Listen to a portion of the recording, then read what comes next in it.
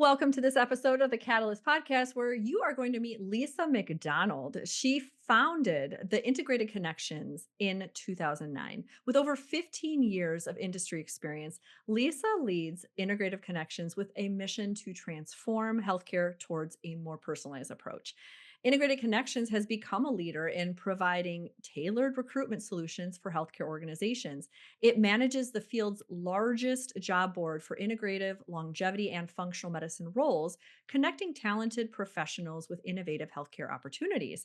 Since 2016, IC has partnered with the Institute for Functional Medicine, supporting the growth of this vital sector through a collaborative job board initiative. And throughout her career, Lisa has collaborated with a diverse range of organizations, from startups to academic institutions, health systems, and private practices.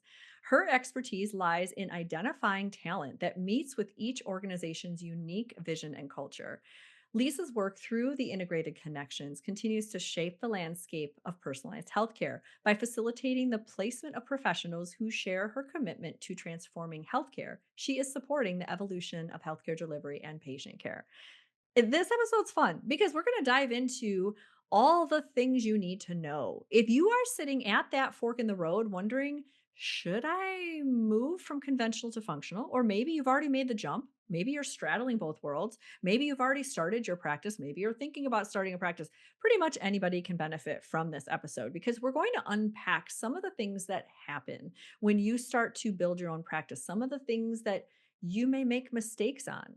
We're going to talk about things you should be aware of. We're going to talk about how the landscape of medicine is changing because Lisa is at that forefront. She has been at that high altitude view watching the landscape, and it looks pretty golden.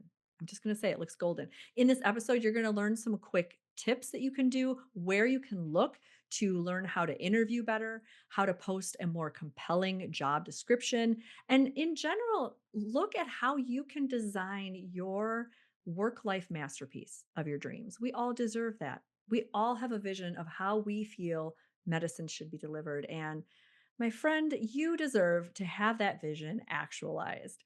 So enjoy this little interview with Lisa McDonald. I had fun, and I know you will too. Hey there. If we haven't met, my name is Dr. Lara Salyer, and I'm a former burned out physician turned mentor and coach. I help overworked doctor moms looking to catalyze their inner spark and spirit. I believe in a world where women physicians can flourish inside and outside the exam room by redefining the practice of medicine as a self expression of healing arts. If you're ready to step into your highest creative power and transform your practice, this channel is for you. Hit subscribe, and together we will color outside the lines to paint your work life masterpiece. Welcome to this episode of the Catalyst Podcast. I am so thrilled to be talking to you, Lisa McDonald. And for those that don't know Lisa, we're going to get into a lot of topics today, I'm sure. But right off the bat, she's the mastermind behind the Integrated Connections jobs board and all the services they provide since 2009. So I'm telling you, she has all this experience behind the leading industry innovations, the way that people partner in functional integrative medicine, how to hire healthily, how to be a great job lab applicant, how to collaborate, all those things. When we're looking at providing the future of medicine and transformation of patient lives, we need to work together. And Lisa is the one to help us do it. So thank you for coming on our Catalyst podcast, Lisa. Oh, thanks for having me. Super excited to be here. I'm excited too. I can't wait till we get into the right brain activities like knitting, but I don't want to do a spoiler alert right now. I'd like to just hear your story. Tell me Mm. about your story of how you ended up in this windy, twisty road and landed on the exclusive industry leading service that helps match people to jobs. Well, like so many of us in the field, it started because of my own health issues. And I think we're looking at close to 20 years ago. I was very, very sick, and conventional medicine was not able to help me. In fact, if anything, it kind of did a little more damage. And eventually, a friend had said, "Hey, are you open to something more holistic?" And I said, "Of course." And it started with a naturopathic physician who helped peel the onion layers back and got me better. And as I finally I think achieved the optimal health, I looked back, I'm like, oh my goodness, I think most of the population doesn't feel well. And a lot of us don't know it because I think we progressively get sick just as we can progressively get better. But it's like this slow declining process. and you don't realize it, that you've lost all of your vitality. And, and so I thought I have to do something. I have to help because our health system is so broken and there's no way I could go back to medical school or go back, just go. I was actually going through a divorce at the time, and I had a background in HR management. So I decided I would launch a recruitment service. And at that point, it was integrative medicine. I think that's, kind of the more known Mhm. term. And I started recruitment services for integrative medicine. And I was just convinced I was going to help transform healthcare. And I'm going to, just totally heart centered, jumped in full, like, woof, both feet in to help like grow the careers and help easily place people. And I'm very, very honest about how hard that was in the beginning. And I did not understand how much mainstream did not embrace this. I didn't understand that small private practices really couldn't afford a recruiter, but I kept going. I often thought back, I don't know how I did that in one of the hardest times of my life, but I did it, and I'm so grateful that I did. And I just worked super hard, and I just had this faith that I knew this is what I'm supposed to do and this will get better. And eventually I realized I'd built this network and had all these connections, and that maybe a job board would be a great service to the field. So when I launched the job board, that intention was really for the small private practice that couldn't afford a recruiter, but that they would put up their listing, and then I would send out these emails. And then I from there just started really working on this website as a connector and a platform for people who want to find an opportunity in the field. And we work really, really hard for SEO and the emails that go out, and can't tell you how much we put into that job board. But still doing the recruitment for the larger organizations and some consulting services. So I try to take the 15 years of knowledge, 16 now, that I've learned and gained from working incredibly hard in this space, to see how I can be of service in any way that is. So it's a connecting the job board, it's the consulting, it's recruiting for large organizations, and taking the knowledge here. That's my goal this year, and see how much I can get that knowledge out. I love it. And it is so needed. And what's really pivotal about your story that is a common thread in all of the best stories that are my favorite is there's one probably uncomfortable catalytic event, right? Your health, right? Your health scare. But all of us, my burnout, there's unfortunate pain that yields fortunate growth. And that's what you're focusing on is how can I turn this uncomfortable feeling, but I learned so much about my body and I got healthier and how can I make that happen? And that's that guiding light, that beacon, that north star that's really driving your internal compass. And it's the best energizer. Don't you agree, Lisa? Like when you've aligned like your mission, it makes it easier to get up every day and know what you're doing is making a huge impact. And I know I speak for all of us, small micro practices all the way to the big practices. You have such a unique skill set because working in HR and knowing as a patient, you were a patient of, a naturopathic doctor, and you're able to synthesize and have a different view of how medicine functions from the inside and out and outside in. So I'm curious, what do you see as, the power that practitioners have to change patient lives and do all of this? You see that, but what's the dark side of that for practitioners? What is that risk that they run that you feel can really be a threat to their self-care? Oh, wow. It's interesting when you said that, like so many little nuggets that you just said as a catalyst. I'm like, whoa, that's such a good word for what did like launch me and ignite me into doing that. And when you spoke about like the impact of the practitioner, the first thing I thought about was I always have gratitude for that integrative functional medicine provider who took the time and to hear me and do the labs and like really cared, and eventually started sending me out to some integrative like therapies and things like that. And so when you first said the impact, I'm like, look at the impact he had on me. That one Mhm. person who took that time, that cared enough, and because he did, I was able to start a business and raise 2 young kids on my own. So that's pretty, so, to all the clinicians who are watching it, that's the impact you have. And what is Yes. the downside that can happen? You're taking on a lot of burden there too, right? I always say when I'm speaking with them, I don't know how you do it, because sometimes some of these providers are working with chronically ill patients all day long.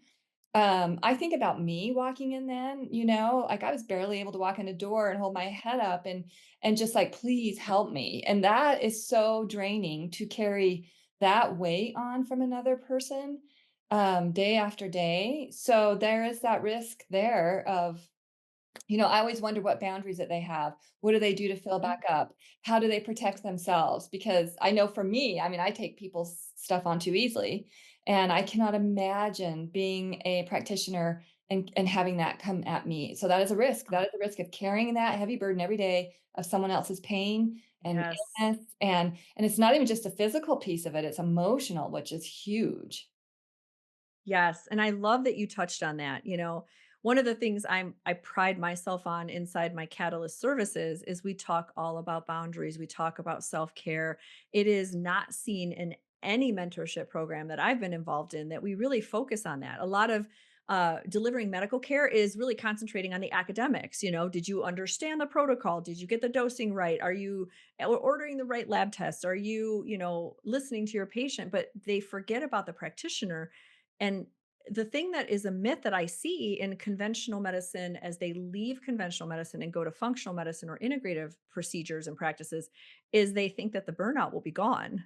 And in fact, I think it raises. I think burnout is more of a risk when you're in these really complex practices because you've got sick patients that have been somewhat dismissed sometimes with the medical system and they're feeling hopeless. And some patients just are at that last, end of their rope and they're really feeling so drained. Naturally, as healers, we want to help them. And so it can be a tricky little slope where you can feel like you're taking on those burdens. And boundaries are important. Burnout is something we need to make visible. And I love that you have this heart centered approach. And I think this is why it makes your services so important because you really do want to recognize this is a tough situation. You want the right fit for the right people. You want to help these smaller businesses become more stable and have sustainability because without us doing the work, patients are just going to continue getting sicker. And really brilliant clinicians may face burnout more without the kind of services you provide to help them get that help and assistance. When you talk about, being on that other side of like if they're in conventional medicine, usually we're putting band-aids on things, we're trying to fix, quick visits, and now we're getting giving people support for a better life.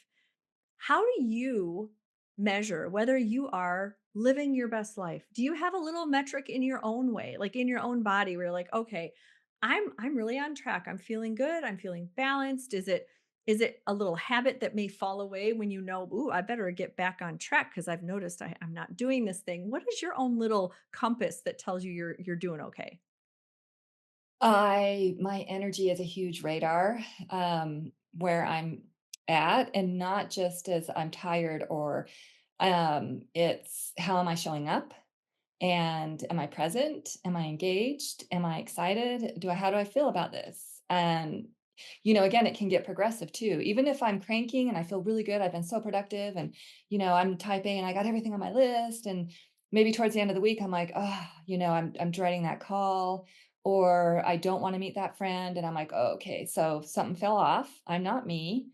If I'm not, if, I really, really try to listen well, and I know I'm overusing being present, but, like, if your mind is at somewhere else, you can't hear that, and if I'm not able to bring the mind in and be there, then I know I'm not Oh, my optimal self.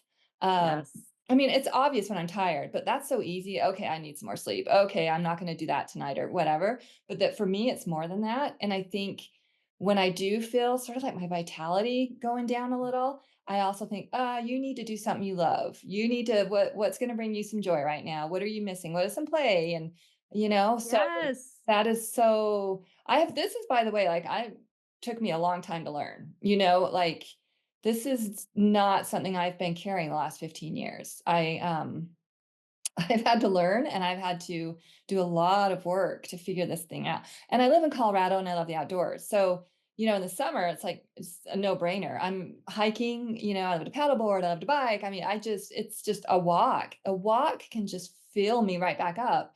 And I think today it's 11 degrees though. So this is like I have to work a little bit harder. So, okay, what am I going to do to fill back up? And Yeah, that was a bit of a long-winded I answer. love this. No, you're really singing my song and speaking to the choir of people. All the listeners that listen to the Catalyst podcast know that creativity is the intuition, the energy, the vitality that we all can source from within at any point. But we forget how to do that, right? Or we get sidetracked, or we maybe put it on the back shelf, or we think it's just for luxury and I don't have time and I've got a busy calendar, I've got 3 kids, whatever excuses are, they're real, and they might be very heartfelt excuses and valid excuses. You're taking care of a household or you're cooking dinner, but what you're tapping into is understanding your own unique recipe for that creativity and knowing that that fuels you up and knowing that it can be seasonal and your energy can wax and wane and the tools that you can use to tap into that creativity might change from summer to winter and you might be doing more indoor activities in winter. So give me an example of what favorite creative activity you like to do indoors. Knitting, and, that is I do, I love it, and you know what's really funny about it is I'm not good at it, and, my knitting friends are like, "No, you're good," but I just love it, and so that is how in the winter I think I really get through a lot. It's tea and knitting and a fire at night. It taught me so much about myself. I had no idea what a perfectionist I was. I truly didn't until I started knitting. And sometimes I would be with the knitters and they would, I'd just like, "Oh my God, I got to start over. I can't believe I did that." I'd be so mad at myself. And they're just like, it's called frogging. And they're like, "Okay, just, and they're like, and some of these women have been knitting for 40 years and they're just like, "Okay, whatever." And not me. I would be like crushed. And I'm like, "You don't understand. I don't have much time. That was 4 hours." And so a couple years ago, I bet I wasn't a really fun knitter to be around. I'm glad they kept me around, but Oh, now I mean, I have 2 sweaters, that's all I've completed, but both of them have so many mistakes, and I wear them, and I wear them with pride. Like, they were so hard for me to do, and then I embrace the imperfection in them, and I think that is probably one of my biggest growth moments, that it didn't, like, take me down, that I, spent so much time on this sweater, right? And it's not, but that I think definitely that just right away came to mind, right? I'm oh working my socks gosh. right now and I'm like, "Oh, the heel. We're getting to the heel." And that's like the hard part, and I'm like, "Oh," a little bit of, because I don't remember exactly, but I know what it's going to do when I tackle that. It's going to make my focus come back in.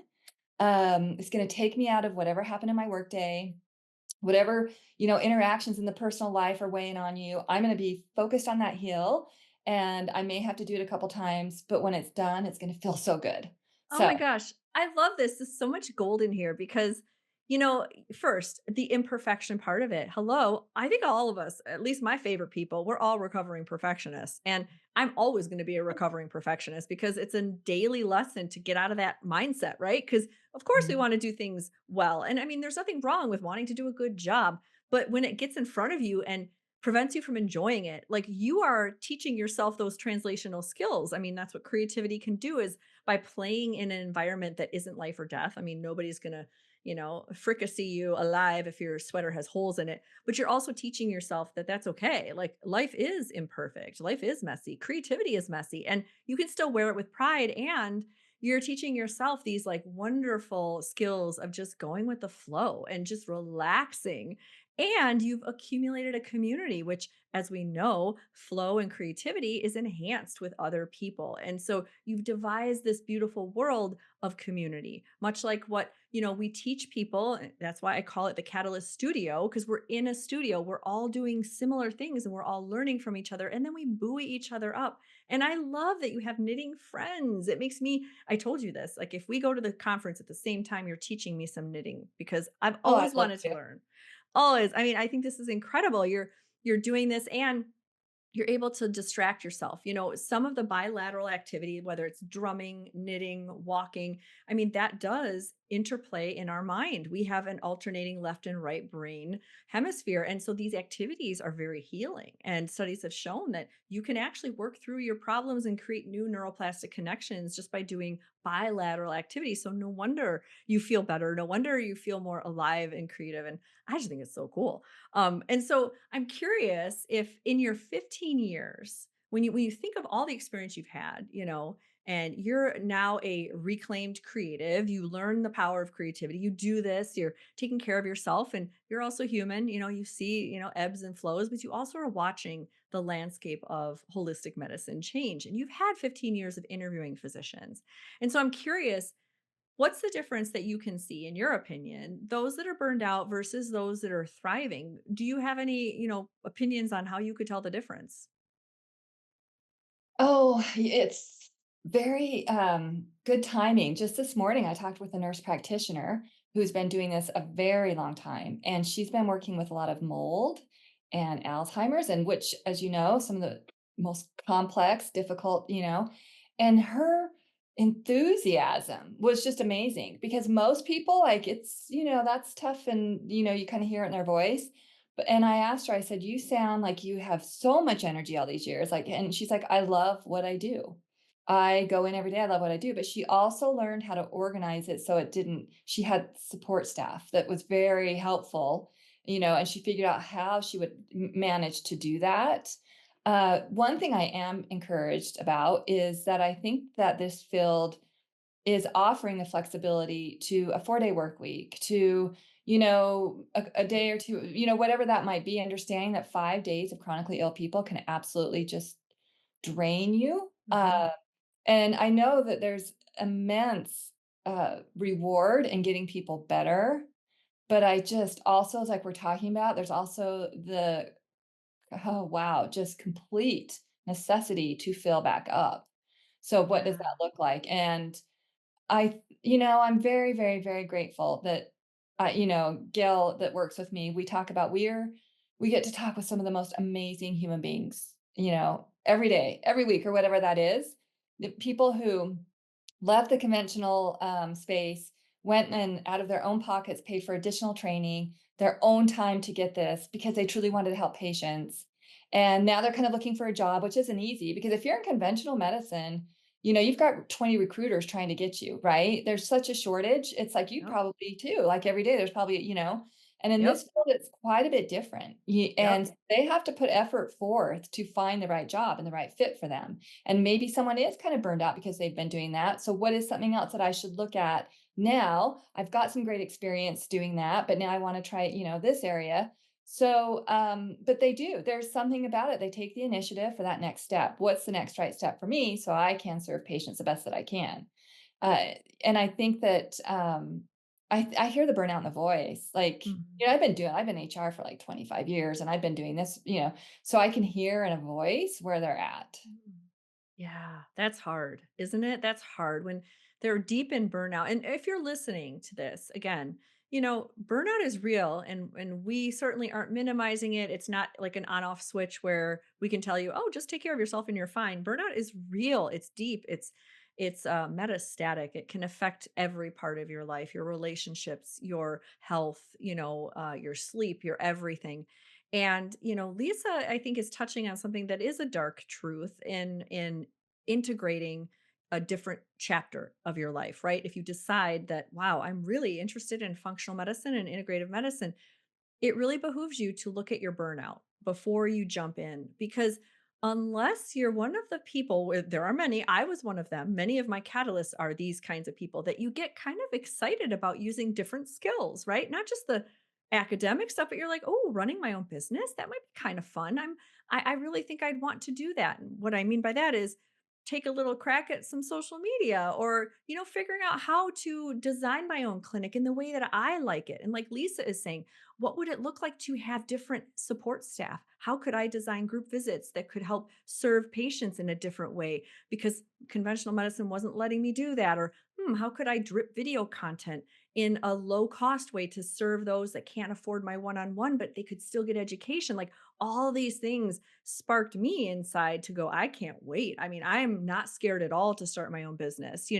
But thankfully, with people like Lisa, you don't have to do all of that yourself. I mean, you can hire people or ask to be hired in a team where together that synergy and creativity can really grow and scale. I mean, I'm curious what you think, Lisa, in watching these physicians through the years and matching people up almost like a matchmaking service. Yeah. Do you have any advice for people that are listening and going, okay, I am burned out, but man, now that you say it, I'm kind of excited to start over and I do want to build my own clinic. How would you recommend that they go about, like, when do they start thinking of interviewing for support staff? If they're a clinician and they want to just start, I mean, what is your benchmark? Do you have any little tips or tricks or questions or prompts that you could share with us that you ask during your interviews? So is this someone who has already started a practice or they're thinking about it? How about let's go with whatever you see the most of in your 15 years. What scenario do you see the most of? I'm not I would say, "Oh, I wanna start my own practice. I Okay. want to do this." I think, because by the time someone comes to us to hire, they've already had the practice for a while. You True. know, they've grown their patient panel and now they need more support, so they're pretty solid or else they couldn't hire someone else. But I would say, especially after the pandemic, a significant increase in the interest in starting their own practice. And first thing is talk with someone who has done it. And it's not just like it's so much different than any other kind of a business that you would start. I think, much harder than even retail because of all the Yes. regulations with healthcare, because, you know, just being a physician, you already know all the it's so what you guys do, but now you're not just dealing with the patients, you're also having to figure out how am I going to market myself. You're going to have to find someone to develop the website. And guess what? You still are going to have to give them the content and help them. And, it's not like you're just going to say, build me a website. You're going to be part of that whole process. And Yes. what about my social media? I mean, I remember when I first started deciding wanted to get social media going, I didn't realize how involved I would be in it. They didn't understand what I did. They didn't understand functional Yeah. medicine. Right. So, Right. they didn't and I'd have to have regular meetings about it. So that was like, "Oh, wow, I'm actually doing this myself too," right? Even though I hired someone to push it out, I'm still totally involved in that and what's happening on it. And then you've got to I mean, all the billing that's involved in it. It's Yes. so, so, so much. So I am a huge supporter of shadowing, interviewing, talking. I think that majority of people are generous to share their experience, and, you don't wanna go ask someone that lives on your block that you wanna open it or something, right? Right. But just asking, what has been your experience? What would you suggest? Do you have recommendations of where to start? I would not do that without talking to at least Oh, people. what is your secret superpower energy source? I have two: a morning cup of coffee and the energy I get from connecting with practitioners just like you. Since 2019, I've had the deep honor of working with practitioners all across the world and help them express their own unique healing style to transform patient lives without burnout. And I've put a lot of free resources in an online hub just for you.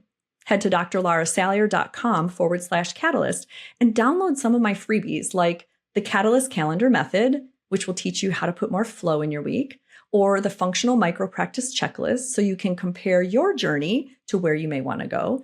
And my favorite, the Catalyst Archetype Quiz. It will match you to one of four personas, and you'll learn what is your best creative expression and also where are you most likely to drop into burnout. Knowledge is power, and awareness is curative. But most of all, connect with me. Give me that superpower energy source, and we can grab coffee at the same time. I leave spots in my calendar open, a few every week, just for you. And if you use the coupon podcast, you can waive the fee for these brainstorming sessions. So let's get online, let's share a cup of coffee, and book your appointment for free with the coupon code podcast. Go to drlarasalyer.com/catalyst, and I can't wait to chat with you online. Let's create some magic. Lisa, this is so great. I'm glad you're reminding me of my early journey 8, 9 years ago when I was thinking of starting my own practice. I cold called anybody in the directory that I could find in a tri-state area that had a functional medicine practice. And I cold called them and just said, "Would you be able to spend 15 minutes talking to me? I'm just curious, what do you charge? What do I need?" And like you're right, people can be generous, but they're also busy running their own clinic. They don't have time to like take you under their wing. So, having to invent and cobble together all the things, your experience is exactly like mine and like many. I just had a brand new Catalyst mentee this morning. We got on our session and they already said, "Oh, wow, I'm realizing I can't just hang a shingle. I can't just open up a shop like a dentist or like a family practice doctor and just know that people are going to find me and they know that they need me. It's actually harder because people don't know they need you. So you're not only trying to become aware, having people become aware of you and you're becoming more visible, but you also have to kind of convince them that they really should use you because their health probably isn't as good as what they think. And so it's making me laugh because I'm thinking back to all those things like you. I started a social media account and I remember roping in a college student off the street that I knew in town. I'm like, "Can you show me this Instagram thing? I have no idea what this is." Yeah. You know? And just being able to have that beginner's mindset of I'm going to learn and it's okay. And thankfully now, I mean, there's lots of options for support. There's businesses like yours that can guide people on how to interview, how to hire, what to look for. But there's also mentorships, the Catalyst Studio. I also work for a school of applied functional medicine. They have the activator program because it isn't about how much functional medicine you know. That's not going to get your patients better faster. It's about how effectively and efficiently you apply that information and how your systems work and how your processes work. And you're hitting on gold when you're saying there's a lot more to business than just doing the skills that you know you're good at. You have to look at all those other nooks and crannies. Yeah, I just love this. So if you had a wish for, let's say, 10 years from now, if you could think of like an ideal practice, maybe in your own experience as a patient, or maybe with the conglomeration of all the physicians you've interviewed, what would be like your wish of how you think functional medicine could look in 10 years? Wow. That is an excellent question. Do you know, the first thing that popped in my head that it's like not what is there? It's something separate that it's just part of the mainstream and it's just good medicine. You know what I mean? That we're not so separated out. Whenever I see anything that goes out that says it's an alternative, no, it's not. It's not. It's a complementary to Western, that can, but please let's not say it's something that's completely different out of the box. And I look at some of the traditional like Chinese medicine and acupuncture that have been around for thousands of years, much longer. That to me is something that's so supportive of somebody who did go through a surgery or something like that. So for me, it's not like I guess it would just be part of it. It would be what is. It's just part of good medicine. I Oh, love wait, that. you know what? My primary care doctor isn't, we decided that I should probably go get some advanced labs and see what's going on. That wouldn't that be incredible if you went into a primary care physician and they're like, "Ooh, yeah, we better do more than our regular preventive, panel here. Let's see what's going on." That would Ugh, be a dream. that would be a dream. I mean, let's dream together real quick. I was thinking, wouldn't it be cool to like have a kiosk, in like the waiting room area, you put your fingerprint in and they know who you are. And it's all private HIPAA. And then you type in a few things on a touch screen of what's going on. And already it can load up some little baseline tests that can zero in on some things. And based on that, and your primary care physician, you two can come together with a plan that says, oh, well, maybe I need to go into a group visit session for 12 weeks to learn something with other people just like me. And so you build community and you have access to all these beautiful things like a teaching kitchen and a mobility lab and all these fun things that just make it so seamlessly integrated. I feel like the older I get, the more jaded I get with medicine. I don't mean to be serious, but it's true. And I feel like we've westernized it to the point of almost paralyzing it. Like everything is, double blind placebo controlled. But you know what? Centuries of acupuncture, centuries of, there's noetic medicine, there's mind body medicine, there's plant medicine, there's all these other modalities out there. And they kind of get brushed off like, well, it's not really studied, but people are getting benefit. And if we can have a place where people can learn about them in your community, I mean, how fun would that be? Absolutely, and Yeah. what you described is so much cooler with the kiosk and everything. I think in 20 years, I hope we have scans. So it's not Oh, even a lab, but like a scan will just go over us yes. and see it like a 360. I mean, there's probably there are some advanced things, but the general populations Yeah. can't do those. But eventually that will be accessible to all of us. That would be so cool. And then the other thing I thought about was the group visit thing that you mentioned, because I interviewed a PA once who worked in the ER and she had gotten certified in functional medicine and she was excited to find another job. And she was just a lovely person to speak with. But She's like, I just can't do this anymore. Where these diabetics would come in ready to lose a limb and they're like, well, I took my pill. I thought I'd be okay. And they didn't understand. So what would that be like if they did, their primary care person said, hey, we have, the group what visit thing or whatever, work with a team of people that Yes. you all are gonna, because I saw some studies that were done a while ago where you have all the diabetics meet together and they talk about it and they formed beautiful friendships. They watch each other's diets and all this. They're doing walks together and their whole lives transformed. Yep. But they don't get that knowledge. I thought that was so sad too. She gave me so many examples of people who were in there and it was too late. And they're like, I Yeah. didn't know I had control to prevent this. Like, oh, Yes. that It stuff. is sad. It is sad, and that's one thing I recommend to anybody listening as well. It's a common thread in the discussion and in the support that we provide in the mentorship program Catalyst Studios. We talk about group visits, and there's many ways to run it, right? You might be familiar with the conventional group visit model like diabetic education, and it's like a 4-week program, but it's really not as cohesive as some of the cool ways people can run a group visit. And if you're listening and you're like, I just want to show my administration, I'm an employed PA or nurse practitioner doctor, and I really want to dabble in functional medicine. I'm not sure I want to leave my job yet, but I really want to show them the benefit. This is what I would do if I was talking to myself 10 years ago is I would tell myself, self first, ask your administrators for one half or half an afternoon off or a half a day off once a week and promise them that you're going to develop a curriculum that's like a 12-week curriculum and you're going to have pre and post measurements and you're going to ask them just to let you try this out and enroll 10, 15 patients with the same diagnosis. They all go through this with you. They form friendships. You teach, you can pick your favorite topic. Maybe you love perimenopause. So you're going to talk about perimenopause and weight gain or something. I don't know.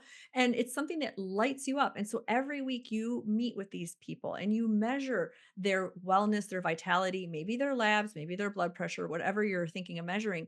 And you can prove that it's not only lucrative because you can bill insurance, but that people get better.